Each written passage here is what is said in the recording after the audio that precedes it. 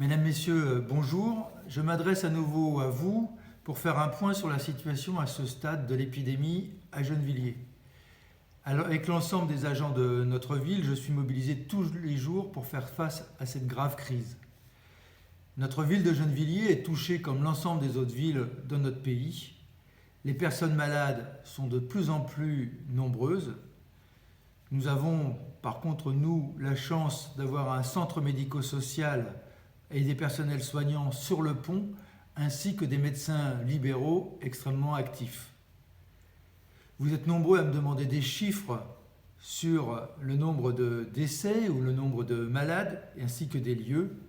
Sachez que nous ne pouvons pas communiquer là-dessus, puisque ni l'État ni l'Agence régionale de santé nous donnent ces éléments. Les seuls chiffres en ma possession sont le nombre de décès par mois comparé à ceux de l'année passée. En mars 2019, nous comptabilisions donc 8 décès et cette année, nous en avons malheureusement 25, soit beaucoup plus. Il y a d'ailleurs dès ce mois d'avril beaucoup plus de décès qui s'annoncent puisque sur tout le mois d'avril 2019, nous avions 4 décès et au 1er avril, nous en avions déjà 4. Comme partout, la maladie se répand à Gennevilliers. Je rappelle que ce n'est pas le virus qui circule, mais les êtres humains qui le font circuler, d'où l'importance de respecter le confinement et les gestes barrières. C'est pour cela que nous avons fermé la mairie au public, les équipements publics ainsi que les parcs et jardins et neutralisé les bancs. En complément avec l'action de la police qui verbalise les contrevenants, des médiateurs et animateurs sensibilisent les jeunes et les moins jeunes aux risques qu'ils prennent et font prendre à leur famille en continuant à sortir, à utiliser les aires de jeu, les équipements de sport, workout ou terrain de foot. Ces actions sont assez efficaces et je le redis ici, la très grande majorité des habitants de notre ville respectent le confinement et je les en remercie. Je sais que ce n'est pas simple, mais nous n'avons pas le choix. Merci donc à vous toutes et tous. Nous avons aussi mis en place des actions de solidarité. Depuis le 30 mars, le CCS de la ville, la Croix-Rouge et la Protection civile proposent aux personnes isolées un service de livraison de courses de première nécessité, de livraison de médicaments ou de transport important et urgent. Je suis aussi intervenu pour que la Maison de la Solidarité avec les SDF dispose de masques, ce qui lui a permis de rouvrir. Nous avons étendu le portage de repas à de nouvelles personnes en situation de fragilité. Et je veux dire ici merci en votre nom à tous, aux salariés du CIREC et de la ville qui permettent ces repas et services d'aide à domicile. La ville soutient également les associations et structures caritatives, les établissements pour personnes âgées dépendantes, les foyers de personnes porteuses de handicap ou pas, ou en fragilité sociale, en mettant à disposition différents matériels. Pour soutenir les familles aussi et permettre la continuité pédagogique, des enfants scolarisés en primaire sans ordinateur chez eux, en partenariat avec l'Éducation nationale, nous organisons un prêt de matériel informatique pendant le confinement.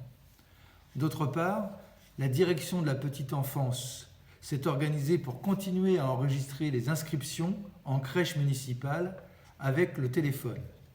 Les services scolaires et les services du séjour 4-17 ans s'organisent aussi pour vous proposer prochainement des inscriptions dématérialisées. Pour les familles qui ont des difficultés pour payer leur loyer, n'hésitez pas à prendre contact avec Gennevilliers Habitat ou votre bailleur privé qui en ce moment prennent des dispositions pour vous aider. Le ramassage des ordures ménagères est donc toujours aussi assuré. J'insiste quand même pour que les poubelles soient mises dans les poubelles et non pas à côté. Sinon, nous allons avoir en plus des problèmes sanitaires et continuer de voir les rats proliférer. Donc faites attention à cela. Pour l'espace public, comme dans d'autres villes, la ville nettoie avec un produit détergent les trottoirs et les containers enterrés. Nous n'avons fait aucune communication spécifique sur ce sujet, car d'abord la préfecture nous a mis en garde sur le fait qu'il n'y a pas d'efficacité avérée pour cela, contre le virus, Et par ailleurs, nous ne souhaitons pas que cette annonce pousse les gens à sortir en se croyant en sécurité sanitaire. Il faut rester confiné et, rue nettoyée ou pas, il faut se nettoyer les mains en rentrant et en sortant de chez soi. Les bailleurs privés ou publics sont aussi mobilisés, je les en remercie, puisqu'ils organisent depuis le début du confinement la désinfection des parties communes, poignées de porte, interrupteurs, ascenseurs, barres de maintien dans les escaliers.